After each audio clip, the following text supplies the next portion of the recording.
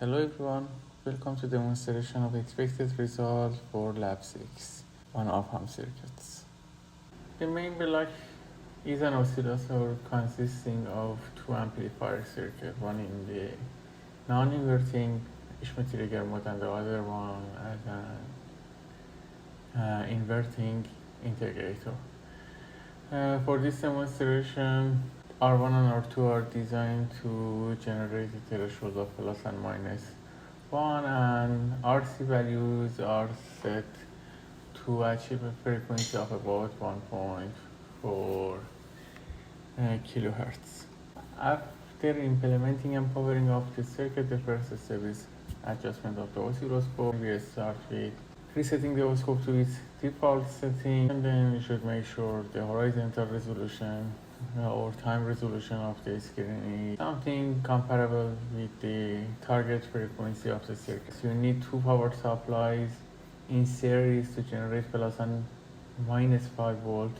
For this implementation, make sure you are using the green connector on your breadboard as the ground connection.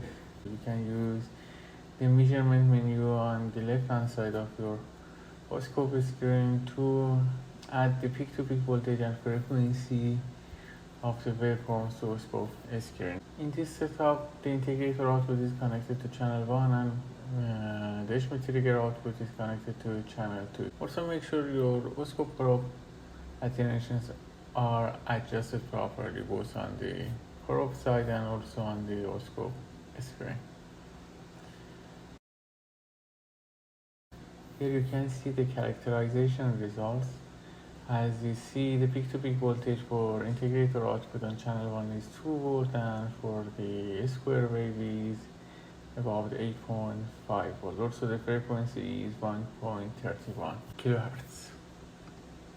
At the next part of the lab, you are supposed to append a unity gain buffer to the output of your oscillator and measure some of the basic characteristic of the Opamp content, including the slew rate and maximum and minimum output voltage. To do so, you can use again the measurement menu and add V max and V min for channel 2, which is right now connected to the output of your unity gain buffer. As you can see, the maximum voltage is 4.48 and the minimum voltage is minus 3.5. And for a practical Opamp, actually the maximum and minimum achieved value at the output is dependent on the power supply voltage. Here we have plus minus 5 volt, so typically there would be something between 0.5 to 1.5 volt deviation from these maximum values. For this specific measurement, the load resistance connected to the unity gain buffer as dictated by the handout is 1 kilo ohm.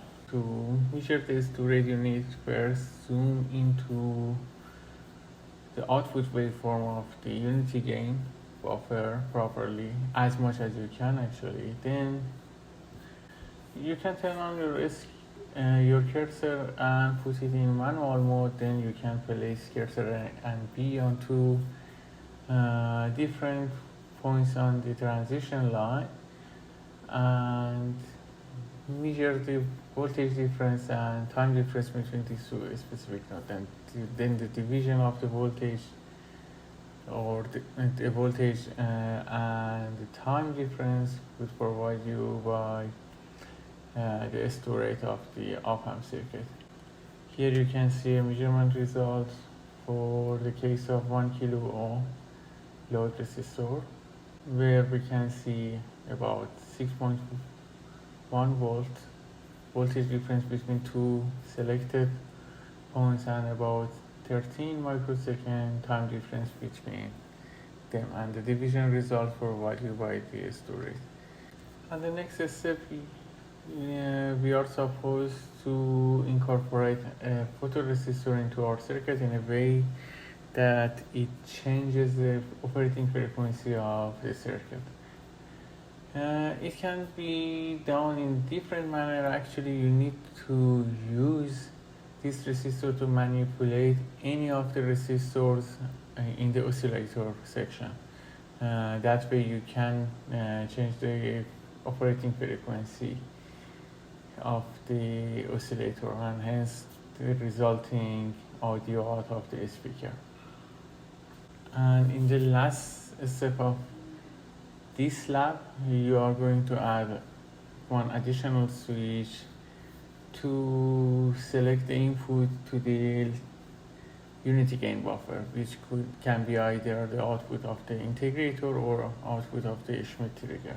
And you can switch between these two waveforms, actually switching between a square wave and a triangular wave.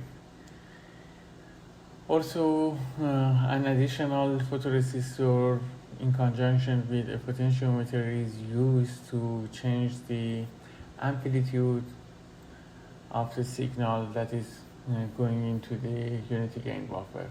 It helps you controlling the audio volume for your musical instrument, as you can see the variation on the oscilloscope screen. And finally, after connecting the speaker to your circuit, you can see its reaction to the light introduced to different photoresistors on the circuit.